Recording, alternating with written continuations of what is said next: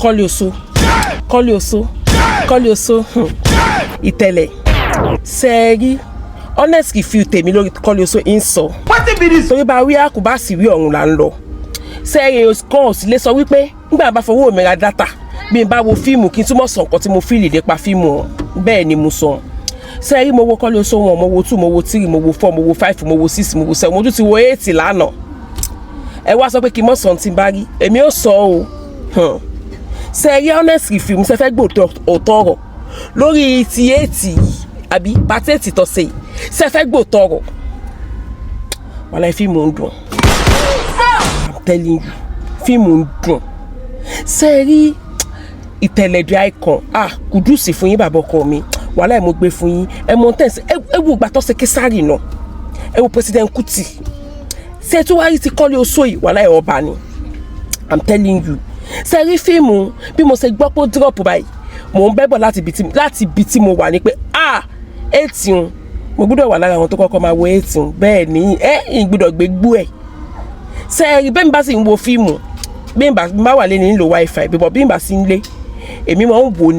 ní ẹ̀ ń dánlódù ẹ mọ̀jà mọ̀ dánlódù sẹ́ẹ̀rí bá bá wo fíìmù ẹ mọ̀ skip áàdì òun ni ó pawó fẹ́ni tó ṣe fíìmù ẹ̀ ràdúgbò owó tó fi ń ṣe fíìmù ni kò kí ń ṣe kéke ṣùgbẹ́jẹ́ wá sọ ohun tí èmi rí lórí Kọ́lé Oṣó gangan láti ìgbà tí mo ti wo Kọ́lé Oṣó sẹ́rí Kọ́lé Oṣó family tẹ́ẹ̀rí wọn ó ń sọ̀rọ̀ nípa family mi ó ń sọ̀rọ̀ nípa family rẹ̀ ó ń sọ̀rọ̀ nípa family gbogbo wa lómi ẹni rárá o àìsọdọ́gùnú family wa o àìwúwà báwọn o àìṣe báwọn ẹ jẹ́ wá ṣàlàyé ìdí tí mo fi sọ pé Kọ́lé Oṣó ó ń sọ̀rọ̀ nípa gbogbo wa sẹ́rí gbogbo wa bá ṣe wà láyé yìí la ní ohun tá a represent nínú ẹbí ẹlòmíì represent owó ẹlòmíì justice ni ẹlòmíì peace ni ẹlòmíì agbára ló represent ìwọ lọ́wọ́ tó represent ní family rẹ ẹlòmíì sì ní olómọ ń dá wàhálà lẹ́nu family violence ló represent ní family rẹ bẹ́ẹ̀ ni mo sọ fún yín ẹ jẹ́ wá tó báyìí tẹ́ bá wo Kọ́lé Oṣó bàbá wọn gangan bàbá Kọ́lé Oṣó òun ni source wọn òun ni source ṣẹ̀wárí Kọ́lé Oṣó òun ni violence lòun tiẹ̀ ẹ̀rí pé wọ́n fi nǹkan bóbìnrin sùn wọ́n mọ̀ ṣe gbogbo violence ni sẹ́ẹ̀rí Oṣóbọ́lá ìyẹn Kẹ́mi T òun ni owó òun ló represent owó torí pé òun ló lówó lọ́wọ́ nínú ẹbí òun ṣẹ̀wárí ẹfun ló represent peace ẹ rí pé ẹfun ò fẹ́ wà láǹtì peace ni ṣẹ̀wárí Oṣówándé ìyẹn ọmọ Kọ́lé Oṣó òun ló represent power ẹ rí pé kì í sọ̀rọ̀ jù nǹkan tó wà nínú ẹ̀ ló mọ́ ń sọ̀rọ̀ tẹ bá láwọn alágbára àwọn èsè wìrìwìrì torí wọ́n mọ̀ pé àwọn lágbára àwọn ò tún nídìí wọ́n sọ pé àgbà tó bá lómi nínú kì í pariwo tí ó bá lómi nínú ló mọ̀ sí gbìrìwìrì bó ṣe represent inú family wọn nù ṣe wá kí nídìí tí Kọ́lé Oṣó tó fi mọ́ ń borí gbogbo ogun ni pé torí pé wọ́n wà ní ṣọ̀kan sẹ́rí ẹbí tó bá wà ní ìṣọ̀kan láyé yìí wàláhì kò sógun tó lè borí wọn nítorí pé Yorùbá bọ̀ wọ́n ní bọ́gìrì Yorùbá lanu aláǹgbá ò lè wọbẹ̀ láíláí bẹ́ẹ̀ náà ló ṣe yẹ kó wà láàrin ọkọ àti ìyàwó ó yẹ kọ́kọ àti ìyàwó kó fọ́ọ̀mù bọ́ǹdì tó jẹ́ wípé ẹnikẹ́ni ò ní lè wà àárín wọn ṣé eré ọkọ àti ìyàwó tó bá fọ́ọ̀mù bọ́ǹdì tẹ́nikẹ́ni ò lè wà àárín wọn àwọn lè mọ́rí tó mọ́ ṣe 30 years in marriage 40 years in marriage 60 years in marriage ṣùgbọ́n ṣé eré àwọn ọkọ àti ìyàwó tó jẹ́ pé ìkan kékeré báyìí wọ́n ti túká ògiri wọn ti lanu aláǹgbá ti wọbẹ̀ àwọn fámílì ọkọ wọn ó tẹnubọ̀ fámílì ìyàwó ó tẹnubọ̀ ọ̀rẹ́ ó tẹnubọ̀ aládùúgbò ó tẹnubọ̀ láńlọ́ọ̀dù ó tẹnubọ̀ ẹ lọ wo owó àwọn ìgbéyàwó kì í pẹ́ torí pé aláǹgbá wọn ti lanu wọn ò sí ní ṣọ̀kan oríṣiríṣi èèyàn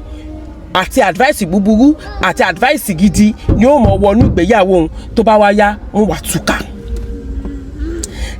kì í ṣe pé kéèyàn kàn wo Kọ́lé Oṣó kò kàn wó pé mo fẹ́ fi entertain ara mi o jẹ́ n wà sí fíìmù wò ó kó wo ẹ̀kọ́ tó kọ́ wa nínú ẹ̀ sẹ́rí ọ̀tọ̀ lójú tèmi fi ń wo Kọ́lé Oṣó ojú tèmi fi ń wo Kọ́lé Oṣó ó yàtọ̀ torí wípé Kọ́lé Oṣó pèsè nípa ìfẹ́ ìṣọ̀kan láàrin ọmọ ọ̀yá láàrin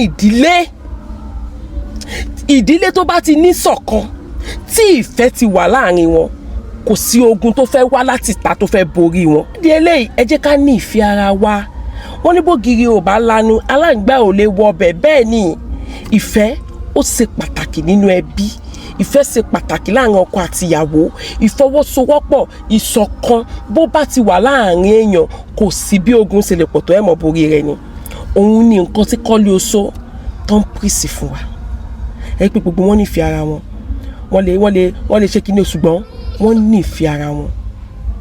Òun ni agbára tó ń lò ló ṣe ń wọ́ọ̀kì fún wọn torí pé wọ́n wà ní ìṣọ̀kan. Ẹ rí pé gbogbo ìjà tó ń jà ìṣọ̀kan ni wọ́n fi ń jà. Ó wá kù sọ́wọ́ èmi àti ìwọ. Báwa náà ó ṣe nífẹ̀ẹ́ ara wa nínú ẹbí wa tó fi jẹ́ wípé ogunkógun ò ní lè borí wa.